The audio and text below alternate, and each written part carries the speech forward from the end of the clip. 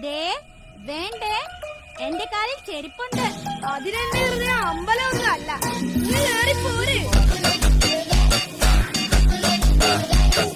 അതെ, ഒരു mobile phone വേണം. നോക്കിയാ മതിയോ?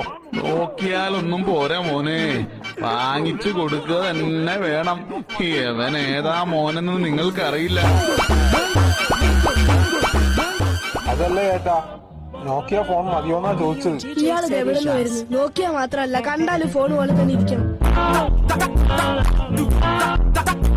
എന്തിനാ ഉണ്ണിക്കുട്ട നിന്നെ ക്ലാസ്സിൽ നിന്ന് ഇറക്കി വിട്ടെ?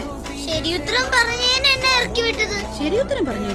അനിലിനോട് ചോദിച്ചു കാലക്ക് എത്ര കൊമ്പുണ്ടെന്ന്. അനില് 2 എന്ന് പറഞ്ഞു. മീനോട് ചോദിച്ചു ഒരു കയ്യിൽ എത്ര വിരലുണ്ടെന്ന്. മീന 5 എന്ന് പറഞ്ഞു. അവര് പറഞ്ഞത് ശരിയാ. നിന്നോട് എന്താ ടീച്ചർ ചോദിച്ചേ? എന്നോട് ചോദിച്ചു ക്ലാസ്സിൽ വെച്ച് ചോക്ലേറ്റ് തിന്നരുതെന്ന് എത്ര പ്രാവശ്യം പറഞ്ഞിട്ടുണ്ടെന്ന്. 10 പ്രാവശ്യം ഞാൻ പറഞ്ഞു. ഞാൻ ശരിയാ പറഞ്ഞതമ്മേ. അന്നേരം ഞാനേ 10ാമത്തെ chocolate തിന്നോണ്ടിരിക്കുന്നു.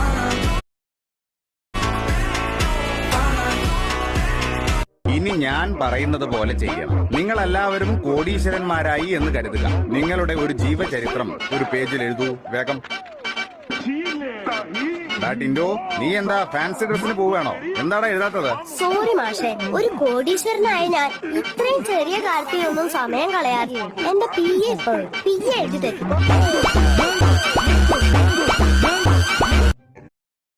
Mister Gafoor, please take your seat. Thank you sir. ഞങ്ങളുടെ കമ്പനിയിൽ മാനേജർ ആവാൻ വേണ്ട ആദ്യ യോഗ്യത GK ആണ്.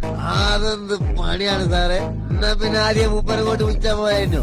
വെറുതെ മനസ്സിൽ ക്യൂ നിന്ന് സമയം കളഞ്ഞു. മിസ്റ്റർ ഗഫൂർ, GK എന്ന് പറഞ്ഞാൽ ജനറൽ നോളജ് എന്നാണ്. സുഭാഷ് ചന്ദ്രബോസ് എന്ന വ്യക്തിയെ കുറിച്ച് കേട്ടിട്ടുണ്ടോ? ഇല്ല സാർ. കേട്ടിട്ടേ ഇല്ല? സോറി, ഇല്ല. പണ്ഡിറ്റ് ജവഹർലാൽ നെഹ്റു ആരാണെന്ന് പറയാം? അറിയില്ല സാർ. എന്നാ ഗാന്ധിജിയെ കുറിച്ച് പറയൂ. അതും അറിയില്ല സാർ. ഇതൊന്നും അറിയാതെയാണോ ഇങ്ങനെയൊരു ഇന്റർവ്യൂവിന് വന്നത്?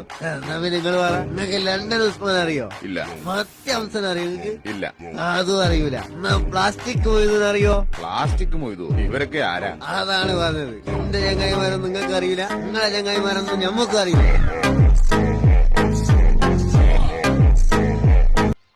സാറേ, ഒരു 10,000 രൂപ കടം തരണം. ഒരു പോത്തിനെ വാങ്ങിക്കാൻ. എന്റെ കയ്യിൽ രൂപയൊന്നുമില്ല. പോത്തിനെ വേണമെങ്കിൽ ഇവളെ പിടിച്ചോണ്ട് പോയിക്കോ. ഉപ്പുമാവിന് എന്തെങ്കിലും പോരാതെ ഉണ്ടോടാ? ഉപ്പുമാവ് പോരാത്തയുണ്ട്. ദേ, ഇന്നലെ ഉച്ചയ്ക്ക് ഇവന് തിന്നാൻ കൊടുത്തുവിട്ട ചോറ് ആരും എടുത്ത് തിന്നെന്ന്. അവനെ കണ്ടുപിടിക്കാൻ എളുപ്പാ. വയറിളക്കമായിട്ട് ആരാണ് ക്ലാസ്സിൽ വരാത്തതെന്ന് നോക്കിയാ മതി.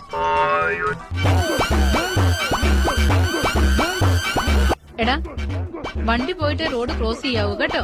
അതൊക്കെ ഞാൻ ഏറ്റു. ഉണ്ണിക്കുട്ടിന് നിങ്ങളോട് എന്തൊരു ഇഷ്ടമാണെന്നോ. വന്നാൽ ഉടനെ അവൻ നിങ്ങളെ അന്വേഷിക്കും. അവൻ വരുന്നു. നീ സ്കൂളിൽ പോയില്ലേ? വണ്ടി കടന്നു പോയിട്ട് റോഡ് കുറുകെ കടക്കാവൂന്ന് അമ്മച്ചി പറഞ്ഞില്ലേ? 1 മണിക്കൂർ നേരം നോക്കി എന്നിട്ട് ഒറ്റ വണ്ടിയും പോയില്ല.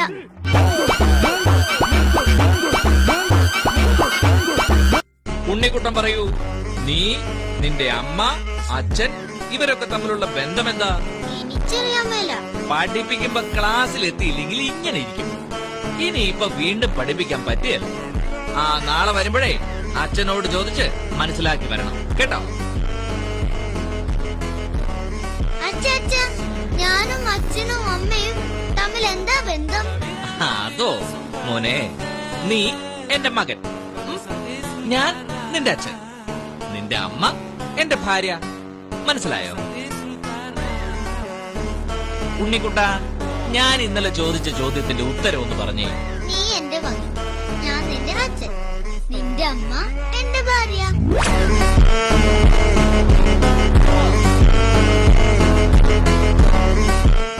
നോക്കൂ ടിൻഡു, നമ്മുടെ രാജ്യം എത്ര സുന്ദരമാണ്. നമ്മൾ പെറ്റമ്മയെ പോലെ നമ്മുടെ രാജ്യത്തെ സ്നേഹിക്കണം. എന്നിട്ട് വേണം ഈ രാജ്യത്തെ പിടിച്ച് വല്ല വൃദ്ധസദനത്തിലും കൊണ്ടുപോയിടാൻ. ഒന്ന് ചുമ്മായിരി. എടാ, എനിക്ക് രാജ്യസ്നേഹമില്ലെന്നാണോ നീ പറയുന്നത്?